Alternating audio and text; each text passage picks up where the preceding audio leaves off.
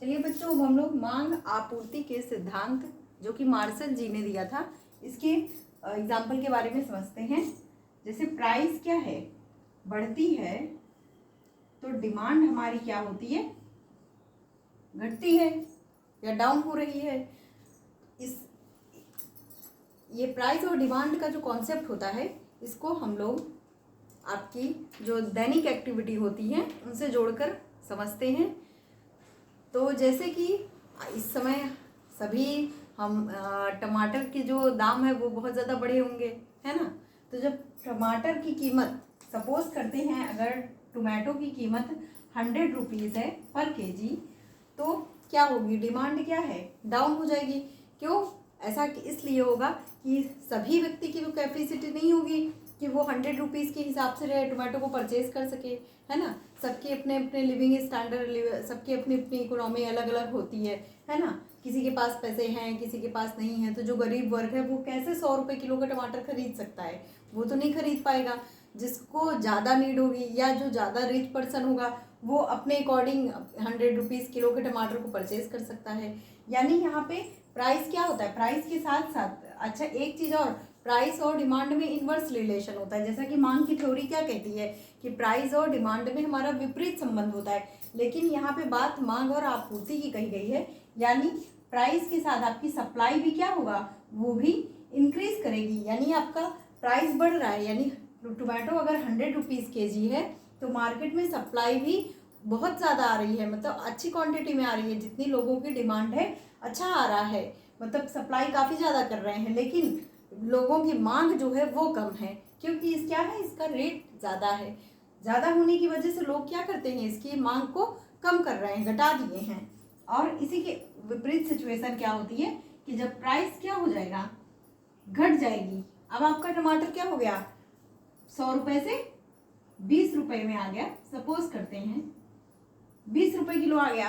तो क्या हुआ, जैसे ही प्राइस घटी डिमांड क्या हो गया, बढ़ गई। लेकिन प्राइस और इसमें तो हमारा ये दोनों तो एक दूसरे से कनेक्ट होते हैं, प्राइस और सप्लाई, तो इन दोनों में तो संबंध होता है। लेकिन इन प्राइस और डिमांड में विपरीत संबंध होता है। जैसे ही आपकी प्राइस घट गई, कम हो गया, टमाटर का दाम 100 रुपये से आपका कितने रुपीज़ हो गया, 20 रुपीज़ हो गया।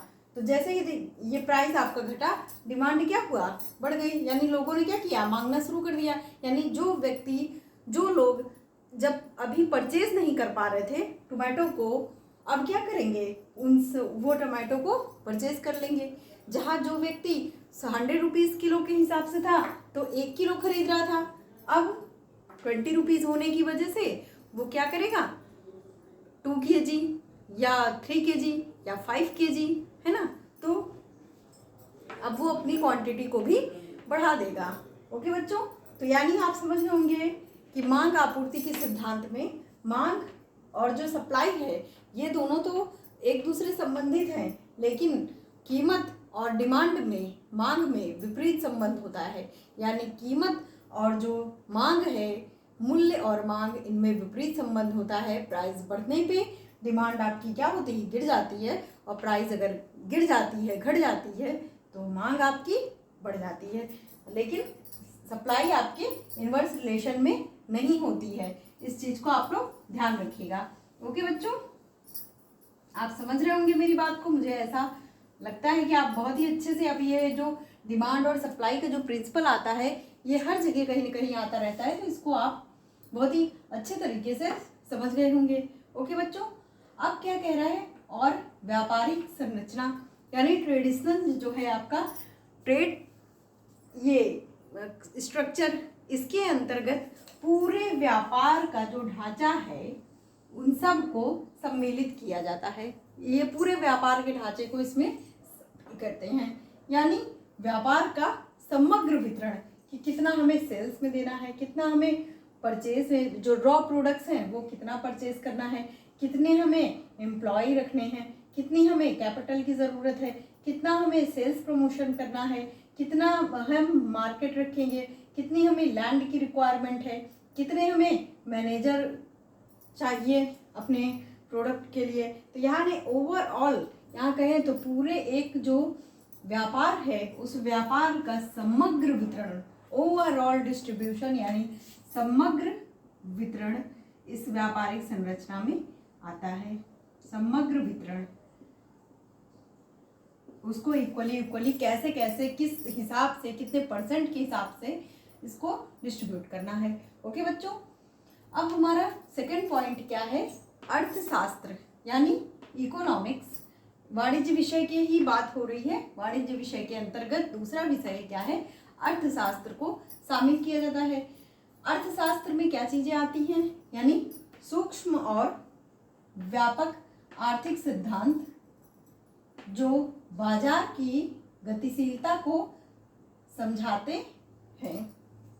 यानी क्या कह रहा है, सूक्ष्म मतलब छोटी छोटी चीजें, है ना, छोटे छोटे जो क्षेत्र होते हैं, जो कॉन्सेप्ट हैं, इनको इसमें शामिल करना। और एक व्यापक आर्थिक सिद्धांत यानी एक बहुत बड़े स्तर पे जो इकोनॉमिक की कंडीशन होती है, इकोनॉमिक का प्रिंसिपल होता है, उन सभी को जो किससे रिलेटेड होते हैं, बाजार से, उन एक्टिविटीज़ को में शामिल किया जाता है। यानी हम यूँ कहें कि क्या बात ये कह रहा है, ये इसमें कह रहा है कि जो पूरे एक देश की, राष्ट्र की जो अर्थव्यवस्था है, यानी किसी देश का आयात निर्यात, है ना, और कितना प्रोडक्शन हो रहा है, कितना प्रोडक्शन वो कर पा रहे हैं, है ना, इन सभी चीज़ों को किसमें हम लोग अर्थशास्त्र के अंतर्गत इनका अध्ययन करते हैं। ओके बच्चों, थर्ड पॉइंट क्या कहता है, खाते का प्रबंधन, यानी खाते को कैसे मैनेज करना है ना। अब खाते की प्रबंधन की बात करें तो इसमें मैंने कुछ उदाहरण लिए हैं, और वैसे भी वाणिज्य विषय के अंतर्गत खाते का प्रबंधन करना ये तो एक कला ही है। खाते के अंतर्गत हम लोग जैसे वित्तीय लेखा का खाता करेंगे, है ना, उनका प्रबंधन लेखे का खाता करेंगे, है ना, और जैसे कि अलग अलग किसी भी उद्योग में हर विभाग अलग अलग बांट दिए जाते हैं। जैसे कि हम उदाहरण की बात करें तो प्रेस का एग्जाम्पल लेते हैं, जो अखबारें छपती हैं, है ना, तो आपका प्रिंटिंग डिपार्टमेंट उसमें अलग होता है, एडवर्टीजमेंट डिपार्टमेंट अलग होता है, इंक डिपार्टमेंट अलग होता है ना, पेपर डिपार्टमेंट अलग होता है। तो इनको कई विभागों में वितरित कर दिया जाता है एक ही इंडस्ट्री को। तो सभी को किस तरीके से, पूरी ओवरऑल इंडस्ट्री को कैसे आप मैनेज करेंगे, तो ये सभी बातें हम लोग वाणिज्य विषय के सीखते हैं, वाणिज्य विषय के अंतर्गत आते हैं और सीखते हैं। अब जैसे यहाँ पे फर्स्ट पॉइंट कहता है वित्तीय लेखा। वित्तीय लेखा, आप जो कॉमर्स के स्टूडेंट्स हैं वो बहुत ही अच्छी तरीके से समझ रहे होंगे कि वित्तीय लेखा हमारा जो है पुस्तपालन से स्टार्ट होता है ना, यानी बुक कीपिंग से। यानी सबसे पहले क्या होता है, वस्तुओं का लेन देन। अब लेन देन हो गया हमारा, ठीक है भाई, अब उसको हम लोग क्या करेंगे, पहले उसको राइट डाउन करेंगे किसी कॉपी में, है ना, पुस्तपालन यानी लिख लेंगे। लिखने के बाद उसको हम लोग क्लासिफाई करेंगे यानी वर्गीकृत करेंगे, है ना। वर्गीकृत करने के बाद हम उसको एक समरी बनाएंगे, है ना, सारांश बनाएंगे। सारांश बनाने के बाद फिर हम लोग इसमें क्या कहते हैं, 3 अकाउंट बनाते हैं, जो क्या आता है, ट्रेडिंग अकाउंट यानी व्यापारिक जो लेखा है, फिर प्रॉफिट एंड लॉस अकाउंट यानी लाभ हानि खाता, और फिर आपका आखिरी में आर्थिक चिट्ठा यानी आर्थिक विवरण जिसे कहते हैं बैलेंस शीट, इसको बनाया जाता है। और इसी आर्थिक विवरण से हम बता पाते हैं, और इन्हीं आर्थिक विवरण में और trading and profit and loss में जितने हैं भी हम लोग ट्रांजैक्शन पहले किए हैं, उन्हीं ट्रांजैक्शन को समराइज वे में अंकित किया जाता है, यानी समराइज वे में उनको डाला जाता है। तो लास्ट में हमारा जो बैलेंस शीट है, और उसी से हम लोग क्लियर करते हैं कि हमारे फर्म की क्या हमारे ऊपर दायित्व रह गए हैं, और क्या हमारे पास क्या एसेट्स यानी संपत्तियां हैं, और जिससे फर्म की सिचुएशन, जो रियल सिचुएशन होती है, वो पता चलती है। तो हम लोग वित्तीय लेखा में इन सभी बातों का अध्ययन करते हैं। ओके बच्चों, नेक्स्ट कह रहा है बजट निर्माण, है ना। अच्छा, एक चीज़ और, फाइनेंशियल ईयर बच्चों आप सभी को पता ही होगा कि 1 अप्रैल टू 31 मार्च हमारा फाइनेंशियल ईयर रखा जाता है। ओके बच्चों, अब बजट निर्माण, अब हम लोग बजट के बारे में बात करते हैं। तो बजट क्या होता है, जैसे हम लोग घर में भी मम्मी लोग जो राशन वगैरह मंगाती हैं तो उसमें भी आपने देखा होगा, तो पहले एक बजट बना लेती हैं महीने का। पापा जिस हिसाब से देते हैं अपनी सैलरी, उस हिसाब से मम्मी लोग अपना बजट प्रिपेयर कर लेती हैं कि इस महीने इतना खर्च होगा, इस महीने इतना खर्च होगा, इस महीने आपकी इतनी फीस देनी है ना। तो जिस तरह से घरेलू महिलाएं अपना बजट को बना लेती हैं, ठीक उसी प्रकार से हमारी सरकार भी अपना बजट को बनाती है, ठीक है, जिसे वो फरवरी में पेश करती है। अच्छा, बजट जो होते हैं, इसे वैसे तो बजट नाम दिया जाता है, लेकिन सरकार का जब आप देखेंगे तो उसमें बजट न लिख करके जो उनका पेपर होता है उसमें बजट नहीं लिखा जाता है, बल्कि वित्तीय विवरण ऐसे करके कुछ लिखा जाता है। ओके बच्चों, तो उसमें इनके बजट का भी कैसे मैनेज करना है, यानी किस चीज़ों पे कितना हमें खर्च करना है, कितने हमें प्रोडक्ट मंगवाने हैं, कितना प्रोडक्ट हमें अभी मटेरियल भी 3 टाइप्स के होते हैं, आपको पता ही होगा, नहीं पता है तो मैं बता देती हूँ, हल्की सी ग्लांस देते हैं कि मटेरियल 3 टाइप्स के होते हैं। एक आपका फिनिश्ड गुड्स, एक आपका होता है रॉ मटेरियल, सबसे फर्स्ट पे आता है रॉ मटेरियल, सेकंड पे आता है work in progress and third पे आता है फिनिश्ड गुड्स। मैं लिख देती हूँ, मटेरियल आर 3 टाइप्स, मटेरियल या गुड्स कह देते हैं। ओके बच्चों, जो आपकी फैक्ट्री में रहते हैं, गुड्स कहिए मटेरियल कहिए, बात आपकी एक ही है। तो फर्स्ट में आता है रॉ मटेरियल या रॉ गुड्स, सेकंड में आता है वर्क इन प्रोग्रेस,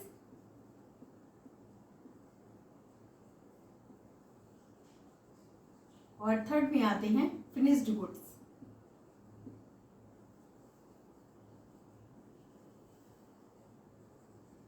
यानी यहाँ पे हम थोड़ा सा मतलब समझ लेते हैं, एक हल्की सी नज़र लेते हैं। रॉ मीन्स आपका कच्ची सामग्री, जो कि किसी भी बिजनेस को स्टार्ट करने के लिए फर्स्ट में वो मंगाता है। जैसे कि बिस्किट की फैक्ट्री है तो उसके लिए जो व्हीट है और शुगर है और आपके क्या हो गए मैदा है, तो ये सारे रॉ मटेरियल हैं। वर्क इन प्रोग्रेस, यानी अब जितना बिस्किट बनाना है वो एक ही दिन में तो पूरा बना नहीं डालेगा, तो कुछ बिस्किट की सामग्री क्या होगी, उसकी जो बड़ी बड़ी मशीनें होती हैं उनमें पड़ी होगी, है ना। तो वो आपका जो मशीनों में गुड्स या मटेरियल पड़े रहते हैं, मशीनों में जो निर्माण के लिए निरंतर पड़े रहते हैं, उन्हें कहते हैं वर्क इन प्रोग्रेस, यानी वो भी निर्माणाधीन है। थर्ड क्या कहते हैं, फिनिश्ड गुड्स, यानी ऐसे प्रोडक्ट जो कि पूरी तरह से बनके तैयार हो चुके हैं। ओके बच्चों, तो ये हमारा गुड्स का थोड़ा सा एक्सप्लेनेशन हो गया कि अब जैसा कि यहाँ पे कहा गया कि जो ये बजट निर्माण में बताया गया था कि अब गुड्स में हमें कितना खर्च करना है, जैसे रॉ मटेरियल में कितना खर्च करना है, और हमें मार्केटिंग किस तरह से करनी है, कौन सी स्ट्रेटजी को हमें फॉलो करना है ना, कैसे अपने सेल्स को प्रमोशन करना है, कैसे हम इन्वेस्टर्स को अपनी ओर आकर्षित करेंगे। तो ये सभी चीज़ों को हमें उनको एक ऐसा प्रोग्राम दिखाना होगा, अपने को ऐसे मतलब दिखाना होगा कि वो हमारे प्रोडक्ट की ओर खुद ब खुद आकर्षित हो। ऐसे हमें अपने प्रोग्राम को या अपनी इंडस्ट्री को अपने इस तरह से हमें एडवर्टीजमेंट करना पड़ेगा। ओके बच्चों, तो ये सब मैनेजमेंट हम लोग वाणिज्य विषय के अंतर्गत ही सीखते हैं, है ना। और क्या कहता है, रिपोर्टिंग करना, और हम एक समराइज वे में हर विभाग का, यानी जितने भी एक उद्योग में विभाग होंगे या जितने भी भागों में हम उनको बांटे होंगे, एक सबकी समरी बना लेंगे। जैसे हमने वित्तीय लेखा विभाग है, उसकी समरी बना लिया, तो उसमें से मुझे पता चल जाएगा कि मेरी कितनी इनकम है और कितना मुझे खर्च करना है, या कितना मैंने खर्च किया है।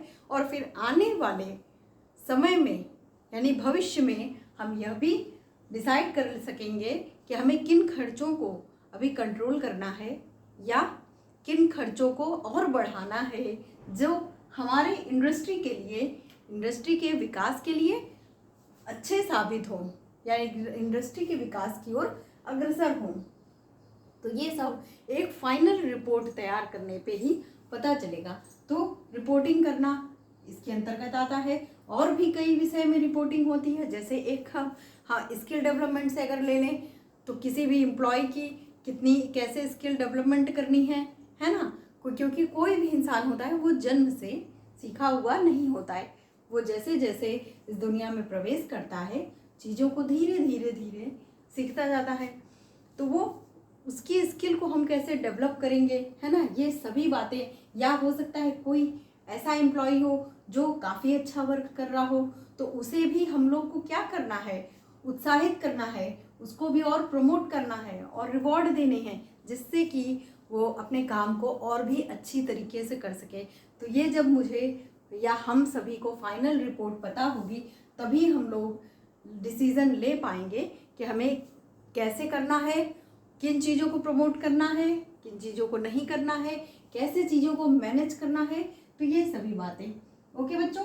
अब फोर्थ पॉइंट आप लोग का हम लोग नेक्स्ट क्लास में डिस्कस करेंगे। ओके बच्चों, थैंक यू।